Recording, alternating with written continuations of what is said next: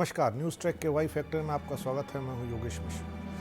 कांग्रेस और वाम दल के रिश्तों को समझना बहुत मुश्किल काम है और ये मुश्किल इसलिए नहीं है कि कांग्रेस चतुर चालें चलती है, बल्कि इसलिए है कि कांग्रेस चालें जो चल रही है वो कैसे हिट विकेट हो रही है, यह अंदाज लगा पाना किसी के लिए मुश्किल होगा। इस समय 5 राज्यों में चुनाव हो रहा है। 2 राज्यों के चुनाव पर हम नजर डालते हैं। पश्चिम बंगाल में कांग्रेस ममता बनर्जी के खिलाफ त्रिकोणात्मक लड़ाई पैदा कर रही है, जबकि वो जानती है कि त्रिकोणात्मक लड़ाई में हमेशा भारतीय जनता पार्टी जीतती है। भारतीय जनता पार्टी आमने सामने की लड़ाई में हारने की उसकी गुंजाइश बढ़ जाती है। पश्चिम बंगाल में कांग्रेस उस वामपंथ के साथ है जो लंबे समय तक उसके खिलाफ रहा है। और यही नहीं, केरल में जब वामपंथ के जमे जमाए मुख्यमंत्री विजयन को हराने का सवाल आया, विजयन के खिलाफ वी भाग्यवती निर्दल उम्मीदवार के तौर पर उतरी और केरल कांग्रेस के अध्यक्ष ने कहा कि अगर कांग्रेस यहाँ उम्मीदवार ना खड़ा करे तो विजयन को हराया जा सकता है। उसके बाद भी कांग्रेस ने वहाँ उम्मीदवार खड़ा कर दिया। आप देखिए, कांग्रेस एक तरफ अप्रत्यक्ष रूप से जो फैसले ले रही है उससे भारतीय जनता पार्टी का पश्चिम बंगाल में फायदा हो रहा है, जो फैसला केरल में ले रही है उससे वामपंथ का फायदा हो रहा है। कांग्रेस की इन्हीं चतुर चालों को समझने की जरूरत है।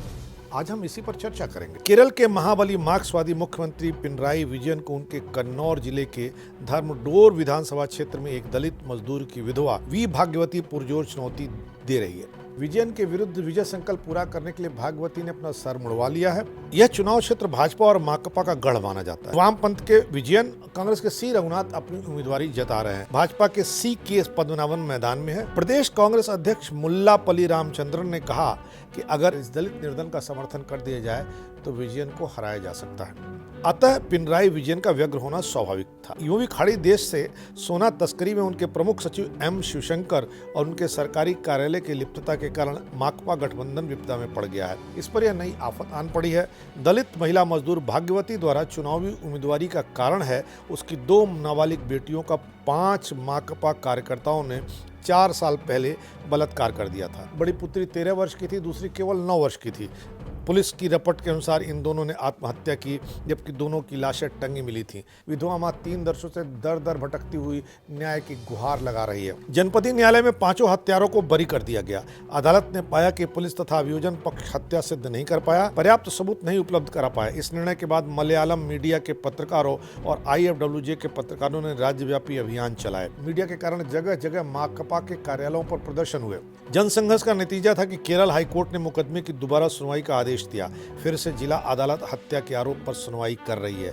इसी दरमियान पलक्काड़ जनपद के वालायार की निवासी दलित विधवा भाग्यवती ने मुख्यमंत्री कार्यालय में शिकायत दर्ज कराई कि माकपा शासन ने मुकदमों को सोच समझकर कमजोर करने, सबूत झुठलाने और हत्यारों को बरी किए जाने में मदद करने वाले इंस्पेक्टर सुजन को डिप्टी सुपरिटेंडेंट और सब इंस्पेक्टर को इंस्पेक्टर पद पर प्रोन्नत पदार कर दी है। यानी वो कहना चाहती थी कि जिन लोगों ने उसके खिलाफ तथ्य इकट्ठा किए उन लोगों को सरकार ने प्रोन्नति दे दी। मार्क्सवादी पार्टी ने 5 कार्यकर्ताओं, जिन्हें अभियुक्त कह सकते हैं, का साथ देने वाले को पुरस्कृत किया। मजदूर भाग्यवती ने संवाददाताओं को बताया कि उसके करुण कुंदन से भी माकपा मुख्यमंत्री और पार्टी मुखिया नहीं पहुंचे। माकपा राष्ट्रीय महासचिव सीताराम येचुरी भी मौन है। भला हो हाईकोर्ट का कि मामला फिर खुला, उससे संज्ञान ले लिया। अब धर्मडोम विधानसभा क्षेत्र पर सारे राज्य की निगाहें टिकी हुई हैं और लोग आसानी से यह भी समझ पा रहे हैं कि अगर विजयन जीतते हैं तो कांग्रेस का उनको अप्रत्यक्ष समर्थन कहा जाएगा। अपने हर चुनावी सभा में पिनराई विजयन सफाई देते फिरे हैं कि वे तथा उनकी सरकार ने भाग्यवती के साथ समुचित न्याय किया है, मदद की पेशकश भी की थी, उससे अपना सत्याग्रह समाप्त करने का आग्रह भी सरकार ने किया था। सरकारी दावा है कि इन 2 नाबालिग बालिकाओं ने दुष्कर्म के बाद लोक लाज के डर से आत्महत्या कर ली। इस बात को वालियार कस्बे के वासी मनगढ़ंत करार दे रहे हैं। उनका मानना है कि इतनी छोटी बालिकाओं को इतनी बुद्धि भी नहीं थी कि जाने कि लोक लाज क्या होता है। कद में वे इतनी लंबी भी नहीं थी कि छत पर झूलकर फांसी चढ़ सकें। 13 साल की बच्ची के साथ बलात्कार हुआ। 9 वर्ष की छोटी बच्ची ने देखा था। अपराधियों ने साक्ष्य मिटाने के लिए इन दोनों को जान से मार डाला। हद तो यह है कि 15 दिन बाद अपराधी दोबारा आए और उस बालिका को मार डाला। पुलिस ने इस तरह का बयान तक दे दिया था कि बालिकाओं की योनि में घाव दुष्कर्म से नहीं वरना बवासीर के कारण हुआ था। इस फूहड़पन पर विधानसभा में कांग्रेस विपक्ष ने बवाल खड़ा किया। अगर माकपा शीर्ष नेतृत्व है कि टस से मस भी नहीं हुआ, पसीजा भी नहीं। भाग्यवती को अब तो जनता की अदालत से फैसले की उम्मीद है। 100 दिन बीत गए, मायावती और प्रियंका वाड्रा ने कोई प्रतिक्रिया नहीं दी, जबकि भाग्यवती दलित है और प्रियंका कांग्रेस की बड़ी नेता हैं और लगातार कांग्रेस के प्रचार में जुटी रहती हैं। लोगों के सामने जितने मुंह उतनी बातें होती हैं। लोगों के सामने इन दिनों यह विषय चर्चा में है कि कहीं ऐसा तो नहीं है कांग्रेस अपना मुंह इसलिए नहीं खोल रही है कि वो पश्चिम बंगाल में माकपा के साथ गठबंधन में है।